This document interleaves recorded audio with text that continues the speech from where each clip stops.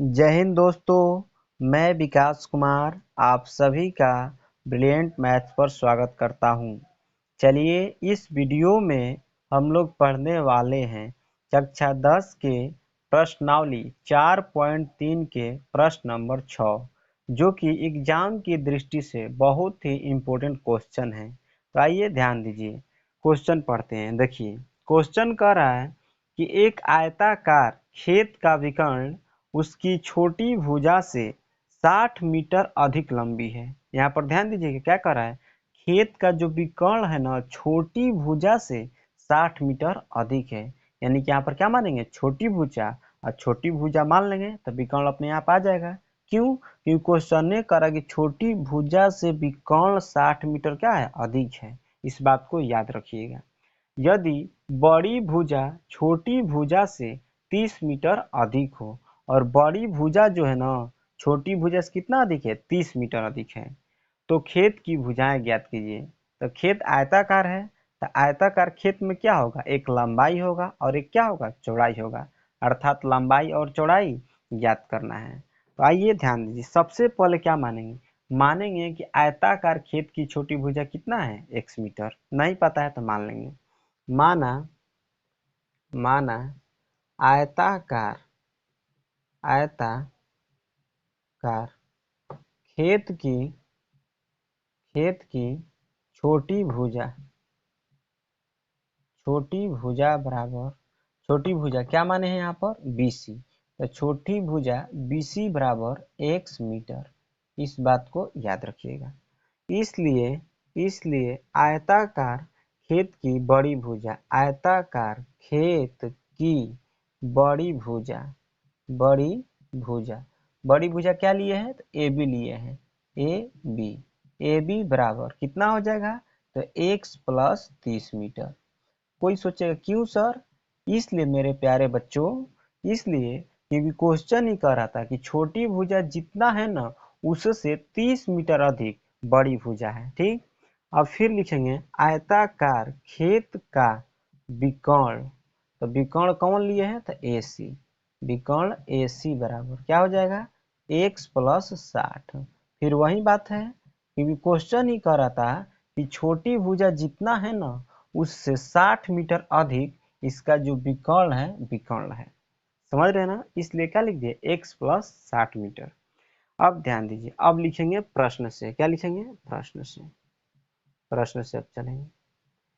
हम लोग जानते हैं पाइथागोरस प्रमेय, और पाइथागोरस प्रमेय जो होता है किस त्रिभुज में लगता है, तो समकोण त्रिभुज में लगता है। और हम लोग जानते हैं कि आयताकार कुछ भी हो उसका प्रत्येक कोण कितना डिग्री का होता है, तो 90 डिग्री के। यहाँ पर कितना डिग्री का होगा, 90 डिग्री। तो ध्यान देंगे ABC एक समकोण त्रिभुज बन रहा है। ठीक, और समकोण त्रिभुज में पाइथागोरस प्रमेय लगता है, इसमें पाइथागोरस प्रमेय लगाएंगे। लिखेंगे समकोण त्रिभुज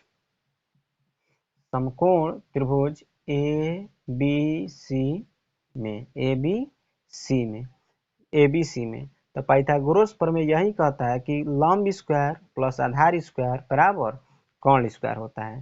तो यहाँ पर ध्यान देंगे लंब कौन है इसमें, लंब, तो लंब है BC। कौन है, BC। आधार कौन हो जाएगा, AB। यहाँ ध्यान दीजिए, तो AB हो जाएगा। AB का स्क्वायर लिखेंगे, लंब स्क्वायर और प्लस में आधार स्क्वायर अर्थात BC का स्क्वायर। अब बराबर में क्या होता है, कोण स्क्वायर। तो कोण हमारा क्या है, AC। तो AC का स्क्वायर लिख देंगे। और कोष्ठ में यहाँ पर लिखेंगे पाइथागोरस प्रमेय से, पाइथागोरस प्रमेय से। अब ध्यान दीजिए, यहाँ पर देखिए पाइथागोरस प्रमेय से AB का मान कितना है, x प्लस 30। जिसका जितना मान है वहां पर रख देंगे, x प्लस 30 का स्क्वायर।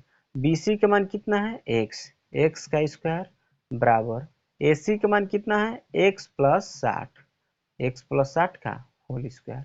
अब यहाँ पर ध्यान देंगे, एक फार्मूला आप लोग को याद होगा बचपन में क्या 9th क्लास में आप पढ़े हैं चैप्टर 2 में, अर्थात चैप्टर 2 में भी एक्सरसाइज 2.5 यानी 2.5 में पढ़े होंगे। हम याद दिला दे रहे हैं। देखिए उस फार्मूला के नाम है a प्लस बी का whole square. A plus B का होल स्क्वायर क्या होता है, A square plus 2ab plus B square है। तो ध्यान देंगे ए के जवाब क्या दे दिया x, बी के जवाब क्या दे दिया 30 और कुछ अंतर नहीं है। तो हम लोग भी जहाँ जहाँ ए होगा x लिखेंगे, जहाँ जहाँ बी होगा वहाँ पर 30 लिखेंगे, बस और कोई अंतर नहीं है। इसी फार्मूला पर ये सब तोड़ देंगे। तो यहाँ पर लिखेंगे ए स्क्वायर अर्थात x square plus 2ab plus में बी स्क्वायर अर्थात 30 का स्क्वायर, अब प्लस में क्या है एक्स स्क्वायर है। फिर इस साइड आएंगे, ये भी a प्लस बी के होल स्क्वायर पे सेट है, लिखेंगे ए स्क्वायर प्लस में 2ab प्लस में बी स्क्वायर। ठीक, अब इसको मिटा दे रहे हैं। अब ध्यान दीजिए, देखिए इधर हो जाएगा एक्स स्क्वायर प्लस में 30 दूनी 60x और प्लस में 30 का स्क्वायर होता है 900 प्लस एक्स स्क्वायर बराबर एक्स स्क्वायर प्लस 60 दूनी होता है 120, x है तो x और प्लस 60 का स्क्वायर होता है 3600। कितना होता है 3600। अब ध्यान देंगे एक्स स्क्वायर इधर एगो प्लस में है और एगो स्क्वायर इस साइड है लेकिन प्लस में है, तो ये वाला एक्स स्क्वायर इस साइड आएगा तो माइनस में हो जाएगा। हम बताए हैं कि कोई भी नंबर तभी कटता है जब दोनों आपस में बराबर रहता है और एक प्लस में और एक माइनस में रहता है। इसको इधर लेकर आएंगे तो माइनस में हो जाएगा और एक प्लस में, इसलिए यहाँ से कटा देंगे इसको। ठीक, अब बाकी जो बच गया सबको इस साइड लेकर आ जाएंगे। तो यहाँ पर x square plus 60x plus 900 plus 120 x है, इधर आएगा तो माइनस 120 x माइनस 3600 बराबर कितना हो जाएगा 0। अब ध्यान देंगे x square plus 60x minus 120 x है, तो 120 x में से 60 x घटा देंगे तो बचेगा माइनस 60 x, यहाँ पर प्लस 900 है, यहाँ पर माइनस 3600, तो 3600 में से 900 घटा देंगे माइनस 2700 बराबर में कितना हो जाएगा 0। अब इसको क्या करते हैं गुणनखंड करते हैं, 60 को दो भाग में ऐसा गुणनखंड करेंगे उसमें गुणा करने पर दोनों नंबर में गुणा करने पर कितना आना चाहिए तो माइनस 2700। तो देखिए कर दे रहे हैं एक्स स्क्वायर माइनस 90x अब प्लस में 30x माइनस 2700 बराबर में कितना हो जाएगा 0। आई होप कि आप लोग यहाँ समझ में आया होगा। और गुणनखंड करने आप लोग को बहुत पहले से आता होगा, और नहीं आता है तो हम पीछे वाला वीडियो में समझा चुके हैं, बहुपदीय चैप्टर में समझा चुके हैं कैसे गुणनखंड करते हैं, जाकर वहां पर देख लीजिए।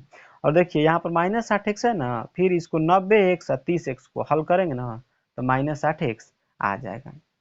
अब ध्यान दीजिए, अब यहाँ से कॉमन लेते हैं, इसको दो भाग में बांट देते हैं। ठीक, इसमें भी x है इसमें भी x है, x कॉमन ले लेंगे तो यहाँ पर x बच जाएगा, माइनस है तो माइनस, यहाँ पर बच जाएगा 90 और यहाँ पर जो आता है यही वाला चुपचाप यहाँ पर लिखते हैं x माइनस 90 बराबर में 0। लेकिन एक बात याद रखिएगा, फिर यहाँ पर दिमाग लगाते हैं यहाँ पर क्या कॉमन होगा।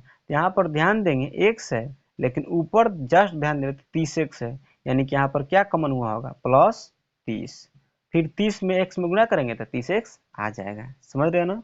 अब देखिए इसको यहाँ पर बना दे रहे हैं, यहाँ पर देखिए यहाँ पर लिखेंगे इसमें भी x माइनस 90 है और इसमें भी x minus 90, x minus 90 common ले लेंगे, x माइनस 90 कॉमन हो गया तो यहाँ पर बच गया x और यहाँ पर प्लस 30 बच गया, तो x प्लस 30 बराबर में क्या हो जाएगा 0 हो जाएगा। अब अलग अलग कर लेते हैं, x माइनस 90 बराबर 0 और x प्लस 30 बराबर 0, इसलिए x बराबर कितना आ गया 90, इसलिए x बराबर कितना आ गया तो माइनस 30, माइनस 30 आ जाएगा क्योंकि प्लस में इधर आएगा तो माइनस 30। तो ये वाला हमारा क्या हो जाता है अमान्य हो जाता है। अमान्य क्यों होता है, बहुत सारा बच्चा यहाँ क्वेश्चन में लिख देता है अमान्य, लेकिन उसको पता नहीं रहता है क्यों अमान्य होता है, तो हम आज क्लियर कर दे रहे हैं। देखिए दोस्त, जो खेत था हमारा आयताकार था, तो आयताकार था तो x क्या माने थे छोटी भुजा माने थे ना, तो जब भुजा हो गया तो भुजा की लंबाई कभी भी माइनस में नहीं हो सकती है। ठीक, कुछ ना कुछ उसका लंबाई होगा लेकिन माइनस में नहीं होगा। याद रखिएगा लंबाई हमेशा धनात्मक होती है, माइनस में कभी नहीं होती है। समझ रहे हैं ना। यहाँ पर लिख देंगे चूंकि लंबाई हमेशा धनात्मक होती है, धनात्मक होती है, होती है। इसलिए आप क्या लिखे लेकर चलेंगे, x बराबर 90।